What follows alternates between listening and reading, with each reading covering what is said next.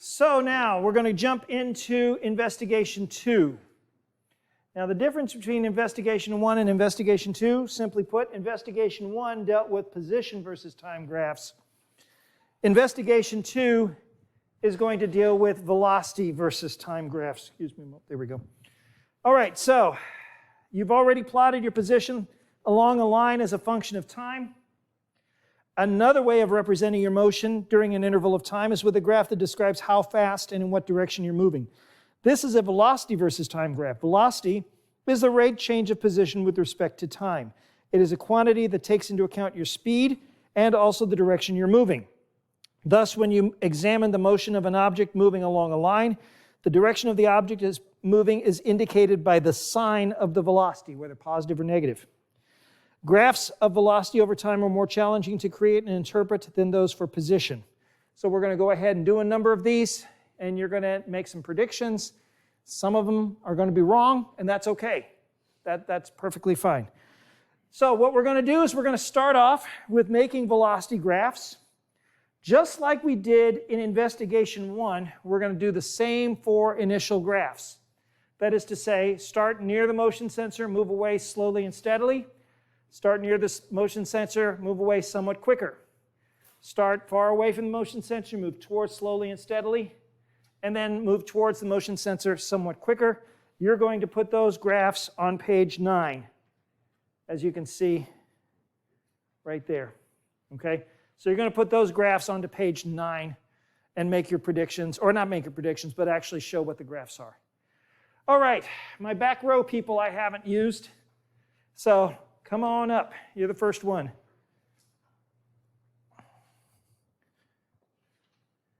All right. Now, what you're going to do is you're going to start off with the first one, which is start next to the motion sensor and move away at a slow, steady rate. Okay? So let's go ahead and try it. Don't worry. Don't bother. Okay. Let's try it again. But this time, don't worry about looking at the graph. Just go ahead and move at a slow, steady rate.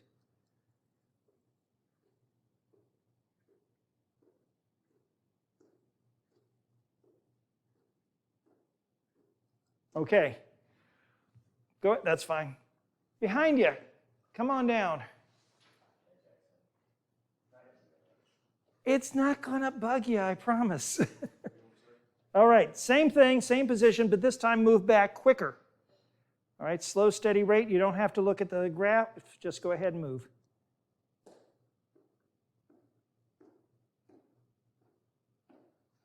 Okay, excellent. All right.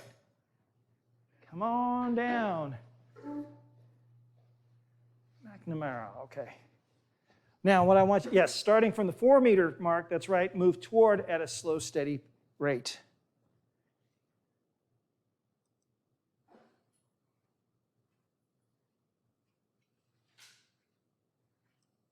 Okay, let's see. You right there. Mr. Bunch, yes. Start same position, come towards, but faster than she did. Not at a run, but, just faster. Okay, that'll work. All I got to do is expand my time scale, and you'll be able to see it. Okay, so now the questions become, so you're going to make the graphs here. So here's the runs. This one is moving away at a slow, steady pace. I'm going to make the scale. Okay. This is moving away at a faster pace. This is moving towards at a steady pace, and this is moving towards at a faster pace. Now that's kind of hard to see there because it changed the speed scale, didn't it? Okay, so here's what I'm going to do. First, wouldn't it be easier to actually see them on the same graph? Yes? So I'm going to go ahead and show them on the same graph. All right, so you look at that and go, that looks like a mess, doesn't it? Well, the first thing is, okay, let me go ahead back to the questions. Question 2-1. What is the most important difference between the graph made by walking slowly away from the detector and one made by a graph, or graph made by walking quickly away from the detector? What is the main difference between the two? Now, are you having trouble seeing it? There's a couple of ways that we can resolve this. Okay? First of all, a little bit of an aside. When you're walking, and let me bring up, yeah. Would it be like if you were walking at a faster pace, like the lines weren't as separated? Well, it's not so much that. How do you know which one you're moving faster in? Because the velocity is higher. Exactly. The one with the higher velocity is going to be higher on the y-axis. Nothing fancy about it, right? If I want to see who's going faster, I just take a look at the y-axis and see which one's higher up. Now, one thing I can do is I can apply what's called smoothing. That is to say, I can average out errors, or average out variance, I should say. And that makes it a little bit easier for us to see the difference in the lines. Do you see it now? Does that make it easier to see the difference in the lines? Okay, that's the first thing. The second thing is, why does it have this up and down motion? Why does it have this bouncing motion? That's because you cannot move. That's because this motion sensor is very sensitive. It can measure down to the millimeter. And so all it takes is if you breathe, it'll pick up on it. So when you walk, when you step forward, you're speeding up a little bit. And when you catch yourself with your leg as you step forward, you're going to slow down a little bit. So that's why you're going to have that up and down motion. Even if you do walk heel to toe, hips not rolling or something like that, it's still going to have some variance in there, some kind of up and down motion. Now that's question 2-1. How about 2-2? How are the velocity time graphs different from motion away and motion towards? So let me go ahead and bring up motion towards. Well, let's try this one here instead. There we go. And I'll apply a little smoothing to that one as well. So, how can you tell the difference between which one is moving away and which one is moving towards? Yes? That's right. The one that's moving away has got a positive velocity. The one that's moving towards has a negative velocity. Okay, so that leads us to prediction 2-1. Predict a velocity versus time graph for a more complicated motion and check your prediction. In this case, the motion is going to be walk away from the detector slowly and steadily for about 5 seconds. Stand still for 5 seconds, and then come back toward the detector at about twice the speed. Okay?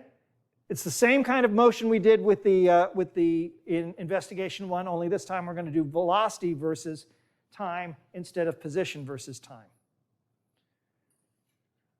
Okay, let me turn off that. And let me move this around. Let me go there and increase. Okay. So let's go with, why don't we go with you back here? Why don't you go ahead and give it a go? So did you sketch the prediction first? Okay, what is the velocity going to look like? You move away at a steady pace for 5 seconds, stop for 5 seconds, and then you move back toward at about twice the speed. Okay? All right, so let me go ahead and bring up that so we can see the motion. Okay, when you hear the clicking, go ahead and get started.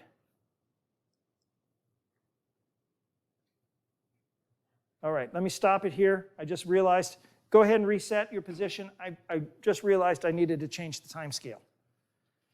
So we'll do out to about that far. So 5 seconds is going to end up at that point right there. And then there's the 10-second mark.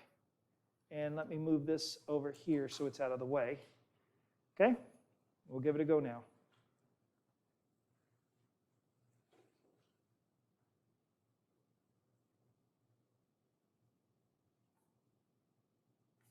And then there's the 10-second mark.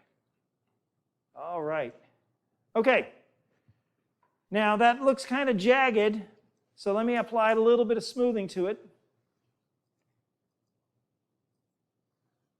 Does that kind of look like what you predicted? Okay. Taking into account all the variances for the steps back and forth, up and down. Here, how fast is he traveling? How fast is he traveling? About 0.4 of a meter per second. Okay? Here, how fast is he traveling? About -1 meter per second. In other words, he's moving towards the motion sensor at about 1 meter per second. So he's a little more than twice as fast. How fast was he traveling here? 0. Okay. Makes sense there, guys. All right. So let me go to the comments here. This is kind of an important comment. Oh, and by the way, the reason why I'm doing all this reading and stuff is actually twofold. One is a lot of this information is stuff that will answer questions when you do the homework. And the other part of it is that oftentimes I find students are in such a rush to get through, they just do the data collection and then walk away. They don't do all of the steps along the way, the prediction, the evaluation, etc. Okay? So I kind of want to set the pace, if you will. All right, so in the comment, velocity implies both speed and direction. How fast you move is your speed, the rate change of position with respect to time. As you've seen, motion along a line, that is to say the positive axis, the sign of the velocity indicates the direction. So on our graph we see if we have positive motion, we're moving away from the motion sensor. But if we have a negative velocity, we're moving towards the motion sensor. Okay. The faster you move away from the origin, the larger the positive number your velocity is. The faster you move towards the origin, the larger, in quotes, negative number. So think in terms of absolute value. Okay? Your speed, how fast you move, is the absolute value of the velocity, whether it's positive or negative. Now, the two ideas of speed and direction can be combined and represented by vectors. A velocity vector is represented by an arrow pointing in the direction of motion. The length of the arrow is drawn proportional to the speed. The longer the arrow, the larger the speed. If you're moving towards the right, then the velocity vector can be represented by an arrow like this. If you're moving to the right faster, then your velocity arrow looks longer, but it's pointed in the same direction. If you're moving to the left, but at the same speed, then you just put the head in the other direction. Very straightforward, yes? So the length of the arrow represents the speed, the direction of the arrow represents the direction of the velocity. Now, is this arrow positive or negative? The answer is you don't know. The reason why you don't know is because you don't know what direction is defined as positive. See, on the diagram number 1, you see the axis is positive to the right. That means to the right is positive and to the left is negative. But in diagram number 2, it's positive to the left. That means arrows to the right are negative and arrows to the left are positive. So you can't give me positive or negative direction until you establish which direction is positive or negative. You see where we're going at? Okay. So let's go to question 2-3. Sketch below the velocity vectors representing the 3 parts of the motion described in prediction 2-1. So the first one is walking away slowly away from the detector. Let's say to the right is positive. Okay? So if you're moving slowly away from the detector, which way would you draw your arrow?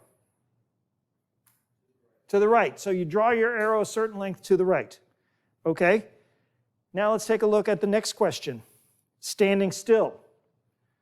How would you represent a velocity arrow, velocity vector, where you are not moving?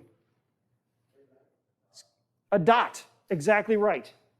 A dot. Because you don't have a direction. The length of the arrow would be 0, and the direction of the arrow you don't know because you're not moving. So a dot represents 0 velocity. Now, what about walking rapidly in the opposite direction? Then it would point at which direction? To the left. What about the length of the arrow? It would be longer. In this case, it would be twice as long, wouldn't it? Everything make sense? Coolness. Great. Fantastic. So from that point, let's now jump into activity 2-2. Now in activity 2-2, we're going to this time do a match of velocity versus time instead of trying to match position versus time.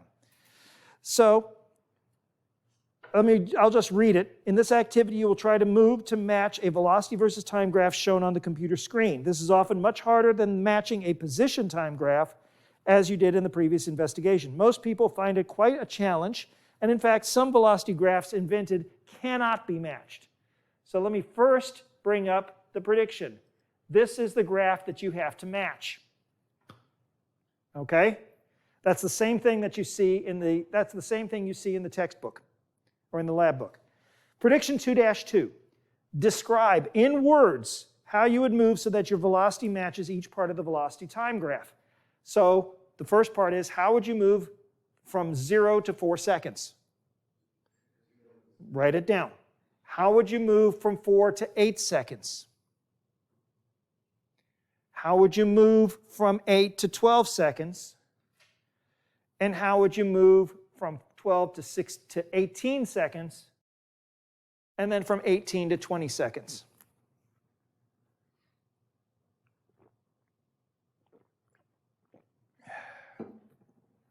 Let's see, who haven't I called on yet? Mr. Smith, I haven't called on you yet. I'll give you the challenge. So go ahead and finish jotting down, and then we'll do the graphing.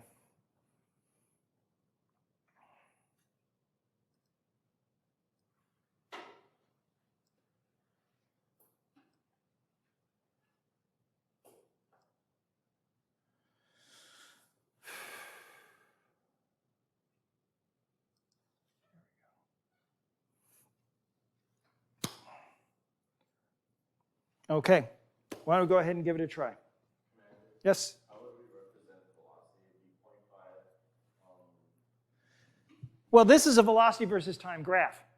So what's your velocity from 0 to 4 seconds? What does it read on the y-axis? But like, how would you say like the velocity from 0 to 5 seconds? Like, is it 5? Well, here's the time. So you're looking at 4 to 8 seconds.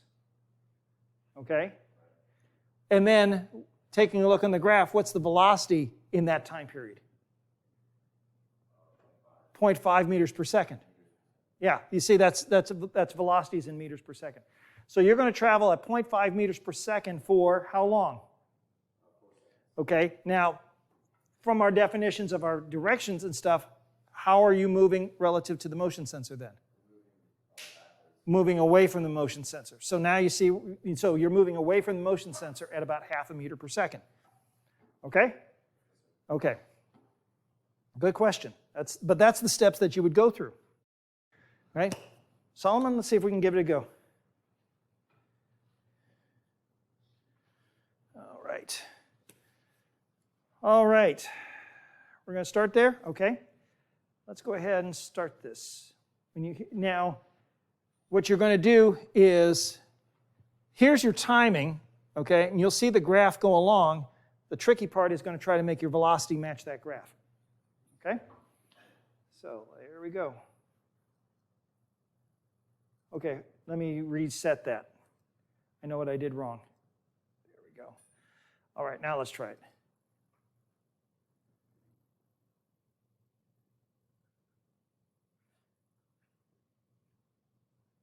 All right, let's try it again, because obviously you saw you went too slow, didn't you?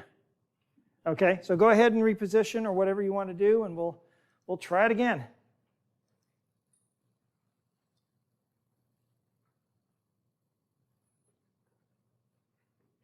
Okay.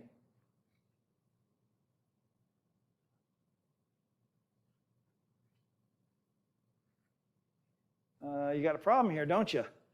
Yeah. You're too close. You ran out of room, didn't you? Okay. 2 issues. One is, first of all, your speed is getting better. Even if with all this up and down, you can still see the speed matched, but you just kept going. Right? Your time was too far. You kept going when you should have stopped. You started back up at the right time, but then as you came back at right about here, you ran out of room, didn't you? So what do you need to do in order to correct that? Start back? Should you start back further? Does this tell you any information on your starting position? No, it doesn't. So you can be wherever you want. You see? So let's go ahead and do that. Start back further, if you will, and let's give it another go. Don't worry, it just picked up you turning.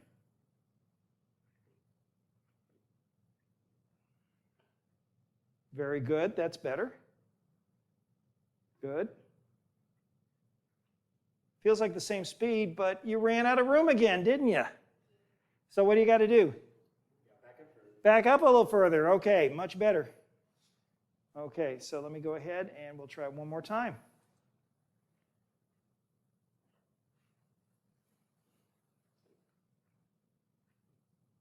Your speed's a little low.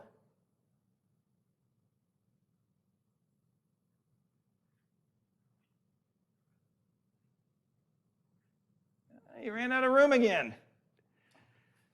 Now, okay, we're going to do one more time. So I would suggest you start right about here, okay, between 1 meter and 2 meters. Okay? And now we'll give it a go. By the way, does his position where he's at, does that affect the velocity? Not at all. Where you are has nothing to do with how fast you're going. All right.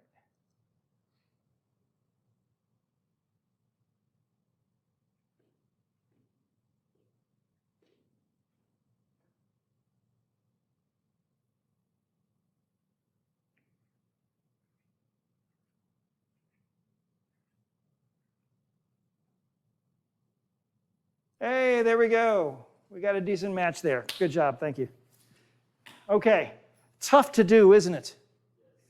Tough to do for a couple reasons.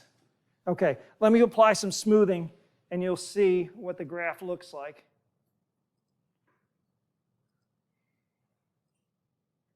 Okay, now the first issue would be that your velocity out is still a little bit slow, but that's okay. It was better than it was beforehand. Your velocity coming back was almost right on the money.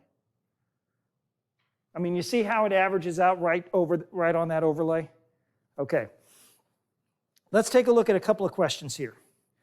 Question 2-4. All right. Question 2-4. Describe how you moved to match each part of the graph. Did this agree with your prediction? So, guys, what did we see? How did he move? How did he move in the first part from 0 to 4 seconds? Stood still, okay? How did he move from 4 to 8 seconds? So he was moving away at a certain speed. About half a meter per second was the goal. How did he move from 8 to 12 seconds? Didn't move. Taking a look at the graph, you can see he didn't move, and watching him, you could see he didn't move. Then from 12 to 18 seconds, which way did he move? Towards the sensor. Did he change his speed? How was the speed compared to moving out? Pretty much the same speed, wasn't it? That made it somewhat easier, didn't it, Solomon? The fact that you came back at about the same speed you went back out at? Okay. And then the last part is he came to a stop, so that's fine. Is it possible, question 2-5, is it possible for an object to move so that it produces an absolutely vertical line on a velocity versus time graph? That is to say, you saw how this was a vertical line here. Was it possible for him to match that? Not really. Let's think about it. That vertical line represents a time interval of 0 between those two data points. Okay? What is the slope of a line that is straight upward? Not 0. No. Infinite. Infinite. Because remember, slope is defined as rise over run, the change in the y position divided by the change in the x position. For a vertical line, the change in the y position, let's say this first part right here, is half a meter per second. So that's the change in the y. But what's the change in the x, the time? It would be 0, wouldn't it? So to find the slope for that interval there, it would be half a meter per second divided by 0 seconds, or infinite. You would have to instantaneously jump up in speed, wouldn't you? So is it possible? No, not in a practical standpoint. You can try to get it as straight as possible, but you're not ever going to match it. Okay, question 2-6. Did you run into the motion detector on the return trip? Well, you did in this case. If so, why did it happen? And it happened because you traveled back for 4 seconds, but you traveled toward for 6. I mean, you take a look at the time intervals on that. Okay, so how do you solve the problem? How did you solve that problem about running into the detector? Change your starting position. That's right. In fact, there's another way of looking at this. Let's take a look at this graph right here, guys. And this is really, really important. And we'll show it to you a little bit more. Question 2-7, does the velocity graph tell you where to start? No, it does not. Your velocity graph and your velocity and your position are two different animals. But let's take a look at this. How long did you travel for half a meter per second? In the first part, how long did you travel at half a meter per second? 4 seconds. So this base right here is 4 seconds. How fast did you travel over that 4 seconds? Half a meter per second. You guys in the back see that? Half a meter per second for this height right here, and 4 seconds for this base right here. How far did you travel in that 4 seconds? How far did you travel? It would be the base multiplied by the height, yes? Okay, the base multiplied by the height, the speed multiplied by the time gives us the distance traveled. That would be represented by the area of this graph. This area right here represents 2 meters. What's the area here for this segment of the graph? 3 meters, but in which direction? It would be -3 meters. In other words, it's 3 meters in the opposite direction. So while my velocity time graph will not tell me where to start, it will tell me how far I moved. All I got to do is take the area of the graph. You see that? For some of you, that's like, oh, wow, that's kind of neat. We'll talk more about that. Okay, I'm going to go ahead and skip extension 2-3. And let's see, what do we got on the time? Okay, I'm going to take about 5 minutes here. And I'm going to reset. We'll take 5 minutes. I want to reset for the next video and reset for the next experiments.